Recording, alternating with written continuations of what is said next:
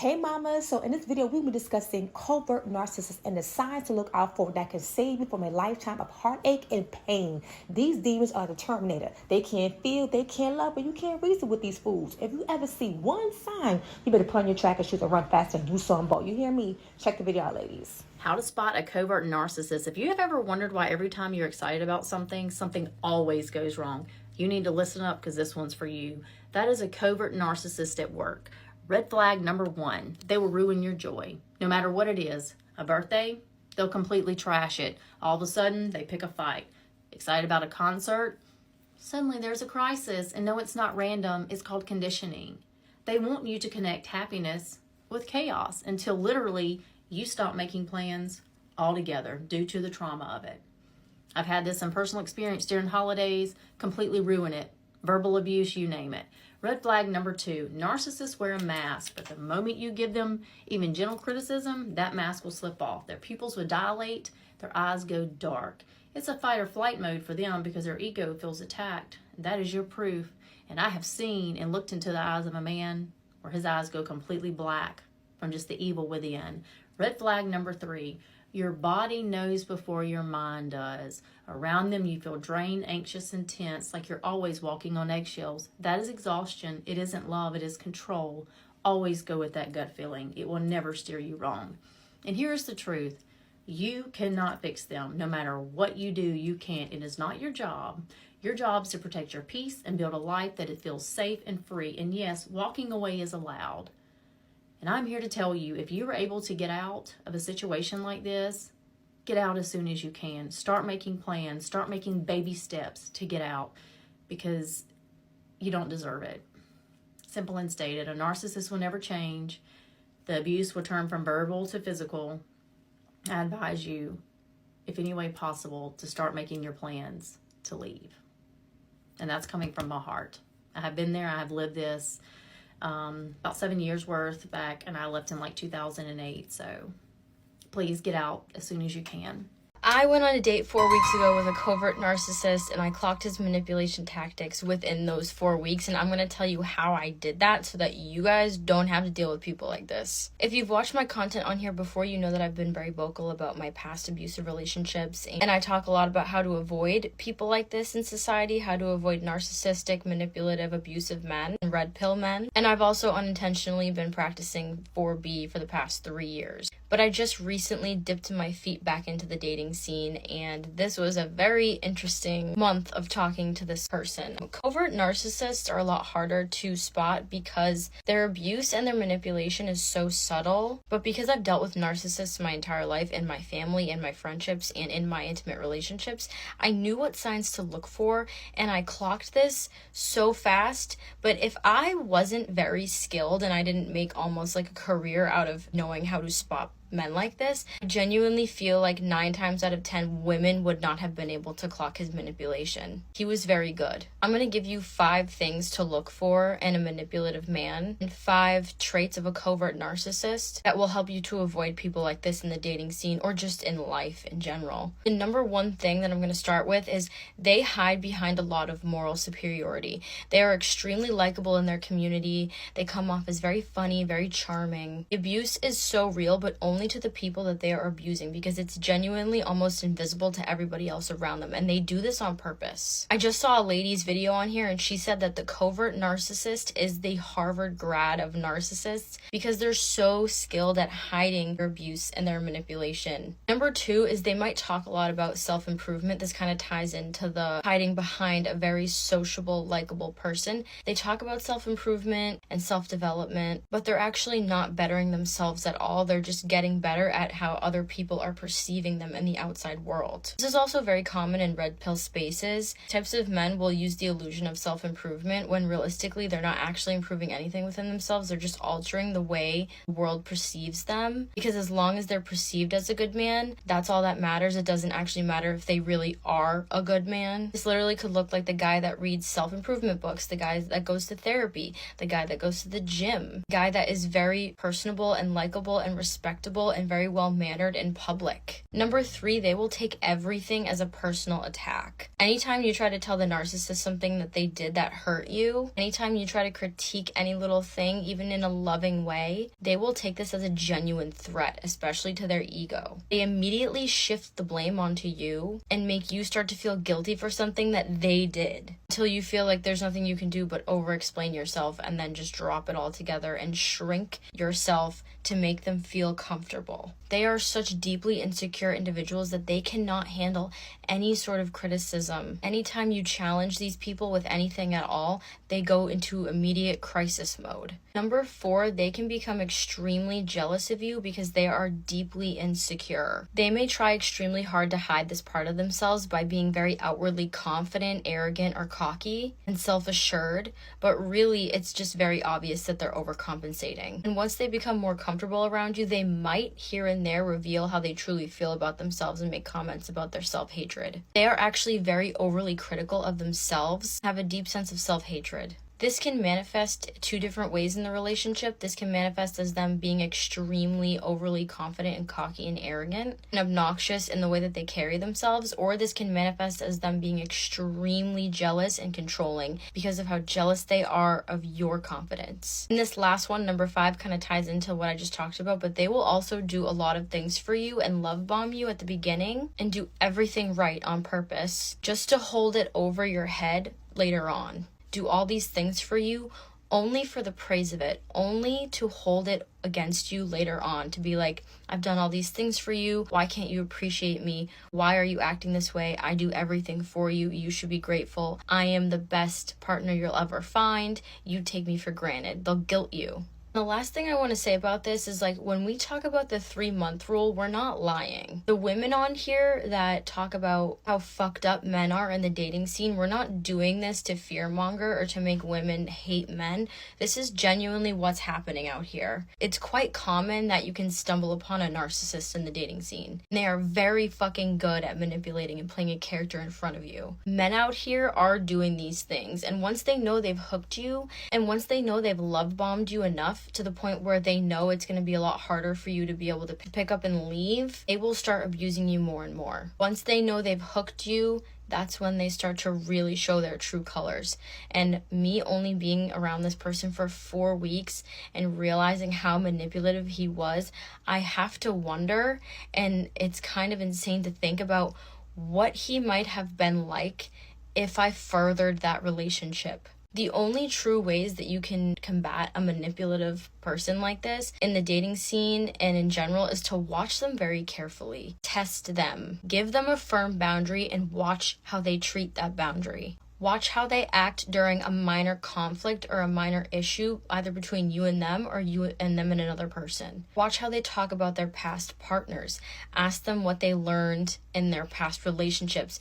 Listen to them and see if they can take any accountability for anything they've done in their past relationships. Man's true character will always come out during these 3 scenarios: when he's drunk, when he's angry, and when he's joking. And just remember that no matter how skilled or educated you think you are on these things and what men are doing and how people try to manipulate women in relationships, nobody can ever really outsmart a narcissist right away. That's their whole game. That's the whole point. They know how to catch you in the beginning. The whole point of me talking and making these videos and doing what I do on here is to give you guys advice on how to take yourself out of the situation when necessary. You need to have a greater sense of self than any attachment you have to a man. You have to have self-esteem. You have to have strong boundaries so that when the time comes, if it does, you can take yourself out of the situation, whether you've known them for 4 weeks, 4 months, or 4 years. The fact of the matter is, people like this exist out in the world, and it is only a matter of time, statistically, that you come across a man like this as a woman.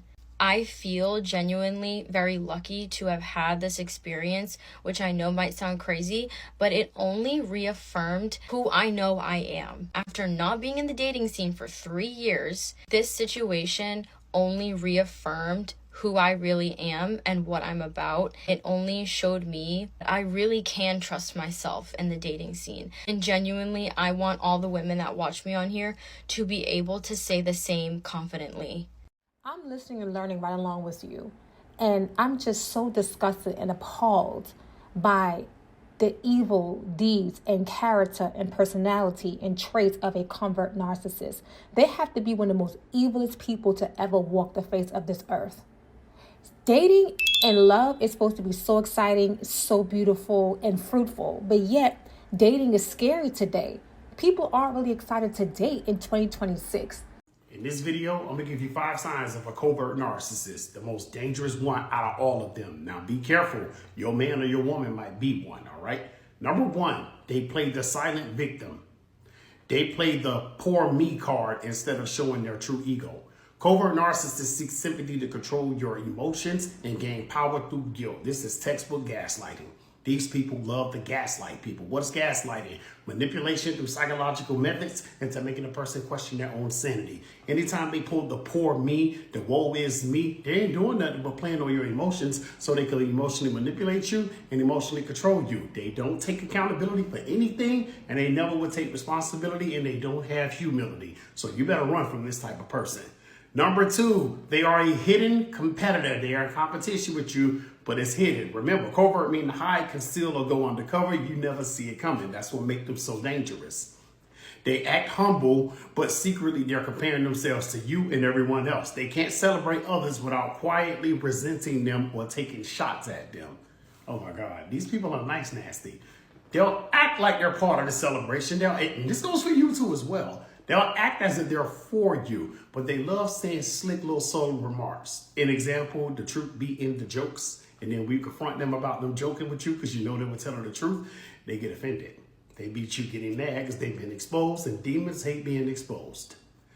Number 3, the emotional manipulator. They twist kindness into obligation. If you don't respond how they expect you to, they'll make you feel selfish and ungrateful. If I don't get the response out of you, I'm going to play games with your emotion and make you feel like you're the culprit, you're the problem, and you hurt my feelings. All of this is gaslighting. It's emotional manipulation. The first chance I get to control your emotions, I get to control your life. These people are experts at this, and if you're not careful, you could have been dealing with this for years.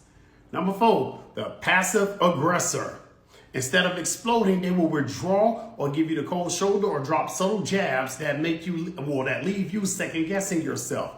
Now, remember I said they throw rocks and hide their hand? They'll do something to you. And then they'll blame you for why they done what they done to you, and then they'll ghost you. They don't tell you why they ghosted you because now they're controlling your emotions. You're trying to figure out, yo, what did I do to you? Why are you being this way? And then you find yourself reaching out to them, begging for their attention, and they've been doing this the entire time just to control you. And number 5, the fake empath. They will mirror your emotions to gain your trust, but empathy ends when the spotlight is not on them anymore. As I said, you've been controlled, and then what they do is try to get your trust. Because now all of a sudden, you're not paying attention to them no more, you're not checking for them no more, and they're trying to get you back into the prison cell. If any of you watching this video dealing with this, comment below, I'm finished. Because in the name of Jesus, you will never go through this again. Make sure you share the video. Grab my series right here called Emotional Abuse. All right, get that series right there. Double tap the screen, but let's talk in the comment section. Are you dealing with a covert narcissist? If not, God bless you. But if so, God bless you. Be free. Have a good one. Bye.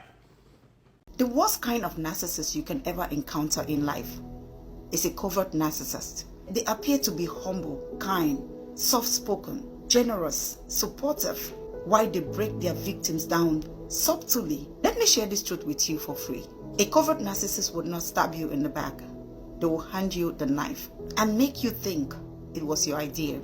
They don't crave for admiration. They thrive on your doubt, on your guilt, and your confusion. A covert narcissist would never love you. They love controlling how you see yourself. They play the victim so convincingly, you will apologize for the wounds they have inflicted on you. A covert narcissist is a master at destroying you softly, leaving just enough of you to blame yourself. They don't need to shout. They will dismantle you with whispers, disguised as concerns. Covert narcissists don't have enemies, only victims they have convinced are the problem. Their kindness is calculated, their humility is a con, and their silence is always weaponized. It will make you feel like you are crazy for seeing through them, or while stealing pieces of your sanity. A covert narcissist is that fire that burns you and then cries about the smoke. And here is the truth for you. If you are married to a covert narcissist, you are dealing with ancient principalities and powers of darkness. They will kill you so silently and make you think you're doing it to yourself. They will smear you to everyone, even to your own children. Will turn you into a mental patient and walk away freely. Covert narcissists are the walking demons on earth. If you ever come across a covert narcissist, the only option for you is to leave. If you cannot leave, I am sorry. They are going to steal your life. You are trading your life and your destiny being with a covert narcissist, because they will suck you dry, they will drain you, and they will still discard you, even if they are present with you in that relationship or marriage. Today, I'm going to talk about covert narcissism, what it is and how to spot it in people. Covert narcissism stems from attachment wounding, and it's incredibly common in our society. Understanding covert narcissism helps you create boundaries with these people and helps you understand that that tightness in your chest and the feeling that something just isn't right is very real, and you should pay attention to it. People with these traits can be very charismatic and charming, but at all times, their core focus is on their public persona and what other people think.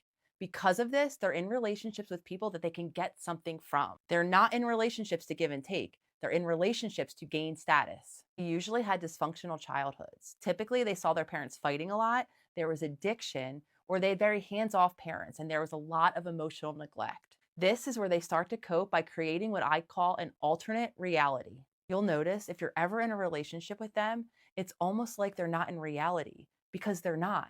They don't see things as they actually are. They see things through the story that they've crafted in their mind. It's incredibly frustrating and draining because you're never able to see eye to eye with these people. They have deep issues with emotional regulation. They're hypersensitive to any type of criticism or feedback.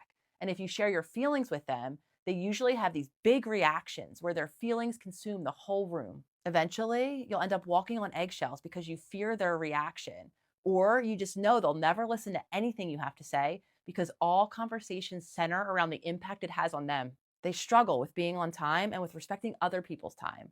They often cancel plans last minute because they're so focused on how they feel and what's happening around them and not on the other person or the impact it will have. A lot of their identity is around being a victim. Victimhood is how they gain sympathy from other people and also how they control narratives. They get into this pattern where they're always telling you stories about how they were wronged and who wronged them as a way to control the narrative that you have about other people. And last, they usually don't have any boundaries within their family. They often have a dysfunctional relationship with one or both of their parents that they don't see as a problem. Most of their family relationships are codependent, but if you try to bring it up, they get highly defensive. These relationships can even sometimes be dangerous because they reinforce their alternate reality and family members support their behavior even when it's wrong or it violates other people. I am a covert narcissist, and this is exactly how I'm going to ruin your life. You're not going to see it coming at all. That is the entire point. I'm not here to love you. I'm not here to give and take in the relationship. I'm here to use you. I need something from you. I'm going to study what makes you light up, what makes you happy, what your needs are. Not because I love you, not because I want to fulfill them, but because I'm going to use those needs to get exactly what I want. I'm then going to fulfill those needs, just enough to keep that hope alive that maybe I love you. And tell me if this sounds familiar. You're going to get pissed at me because I did something wrong. You say, I don't like that you just did this to me, and it is a pattern that you continue to do. All I'm going to say is name one time that I did that. What happens? You get flustered. You lose your train of thought. You stop talking. And it looks like I'm right. Because your brain is in fight or flight mode, you can't think logically. You can't actually think back to the times that I really did what you're upset about. That's not an accident. I did that on purpose and I know damn well what I'm doing. But because my emotions, my feelings are the only thing that matter, I'm going to make the conversation go away when I feel uncomfortable. This is what we call conditioning. Over time, you're getting conditioned to not bring anything up at all. That anxiety that is in your chest every single time you're around me, that is anxiety, yes, but it's also information. That is a clear signal that you are willingly ignoring. And this is what makes the covert part extremely insidious. It's not obvious, it's hard to spot. And it's extremely easy for me to craft a story and get other people on my side, get people against you. You're gonna wonder if you are too sensitive, if you are the problem. You are not. You're just ignoring your intuition. The thing that is has evolved over millions of years to keep you safe. You're throwing it away. So here's what you're looking for. You're looking for somebody that makes every conversation about their feelings. Somebody who interrupts you constantly, not out of excitement, but to shut things down or to flip it and make you look like the bad guy. Someone whose public image does not match who they are behind closed doors. Someone who always happens to be the victim every time you speak up. There are patterns here and your body noticed it before your mind did. Trust that. There are different types of narcissists, but let's talk about how to spot a covert narcissist. In my opinion, these are maybe the most dangerous ones because they are the wolves in sheep's clothing. These are the ones that slide under the radar. They fool you, they fool your family, and they fool your friends. A few key points before we go into this massive freaking list. These people do not live in reality. They live in a dream. Their whole objective is to gain and then maintain control. They're incapable of truly loving someone, and they look at romantic partners through the lens of how can this person benefit me? What can I get out of it? They take zero accountability and they are always the victim, and reality and truth are their enemies. Okay, so let's get into it. A lot of times these people have great social skills and they're very charming. They might be good conversationalists, but remember the agenda is to get in, get the hooks in, and trap. These people love to humble brag. Yeah, I did this, but it wasn't a big deal. And they will also put themselves down sometimes. And they do this through the lens of, I'm the victim, and also to elicit compassion and empathy from you. Yeah, I never went pro because I hurt my shoulder. I totally was going to go pro. They are hypersensitive to criticism and they overreact. Their response to any sort of criticism is disproportionate. They can get easily stressed and overwhelmed. Oftentimes they have zero boundaries with their family, and oftentimes there's a codependent relationship with the opposite sex parent. The rules do not apply to these people. They're the reckless drivers that speed and blow stop signs. They're frequently late because they don't respect your time or anyone else's time. This is why they can justify cheating in their mind. The rules don't apply to me. I can do whatever I want. They may have one or two close friends, but these relationships are not very deep, and in general, they just have superficial relationships with everyone. Their public image is everything to them. They're gods in their own eyes, and they are deluded by their own sense of grandiosity. This comes back to them living in a dream, not in reality. They are so deeply insecure and they literally can't face it, so they gaslight themselves and tell themselves how amazing they are. A lot of times these people are pretty introverted and not super social, and they also tend to isolate themselves, and they might be homebodies. And this is because it's safer to just be alone. If they're out in the world is going to reflect back to them their own insecurities and their own sense of inadequacy, and they cannot face that. A lot of times they have escapist tendencies or hobbies: video games, substance abuse, corn addiction, gambling, and they have these unrealistic, grandiose fantasies. These are the people that live in their mom's basement, but they got a business plan, and once they start this business, they're going to be millionaires in the first year.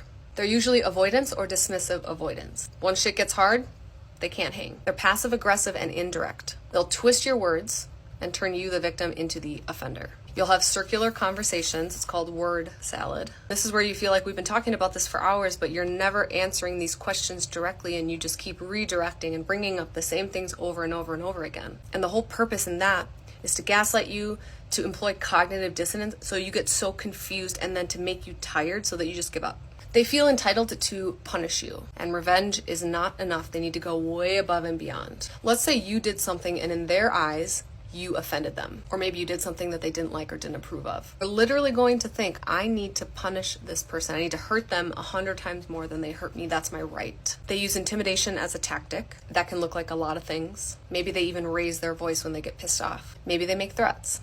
And they also work really hard to change you. And that's because deep down, they want to feel like they're in control of you. They want to criticize you, break you down, and make you think like, if only I changed, then they would love me. If only I changed, then I would be good enough. In indirect or direct ways, they might tell you this. If only you did this, we wouldn't have these fights. If only you were this way, we wouldn't have these problems, or I wouldn't have to do this. And again, that's under the guise of control.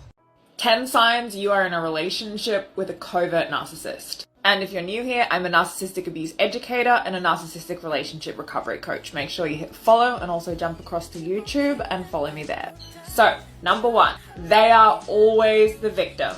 They have a sob story for every occasion. Number 2, they feel incredibly hard done by the world. This person feels like they know better and they can do better than just about anyone else in just about any field. Their brilliance has just never been recognized. And that is a chip that they carry with a long-suffering bitterness and resentment. Number 3, they lack empathy. You cry, they don't care. Like, dead behind the eyes level of don't care. They may look after you when you're sick, or they may not. But if they do it with such resentment, and they guilt the hell out of you for it. Like, oh my god, there's your water.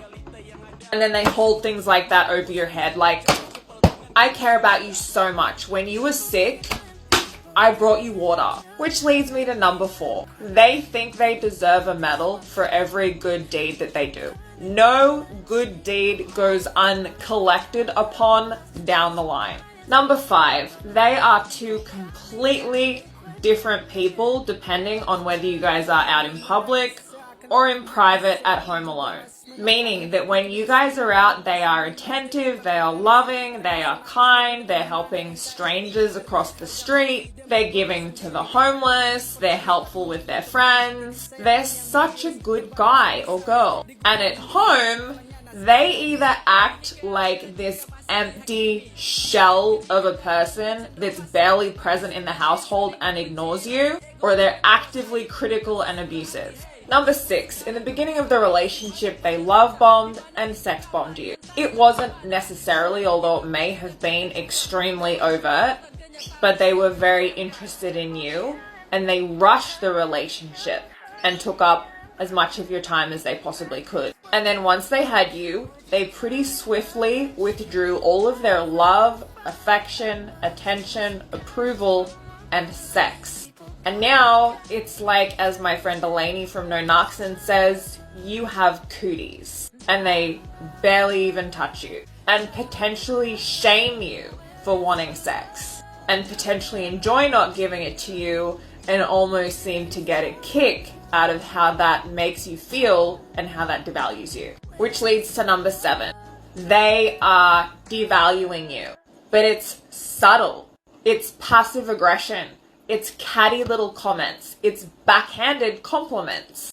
Things that if you called them out, they could tell you were being sensitive or crazy or too much. And you might believe them because it is just subtle enough, just covert enough that it makes it hard to call out. But you just feel like nothing you do is ever good enough. They are never happy with you or anything that you do. And this includes potentially subtly triangulating you with other men or women, friends or family, co-workers, etc. Number 8, they are incredibly hypersensitive to criticism, perceived or otherwise. They are paranoid. They constantly feel like you are attacking them, trying to hurt them, trying to persecute them, trying to humiliate them or disrespect them.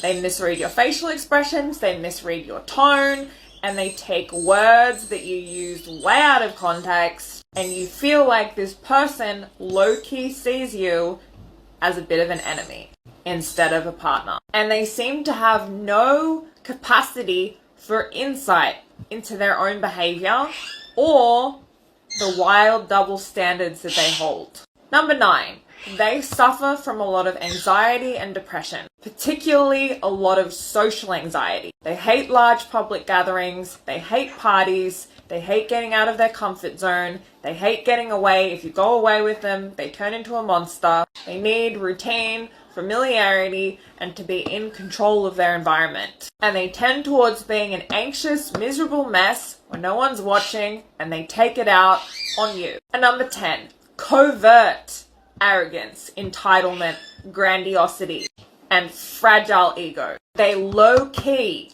think that they are all that. But it's low-key, so much so that it's confusing. Because there's clearly a lot of self-hatred and insecurity. But the arrogance is there. Let me know in the comment section how many of these you ticked off.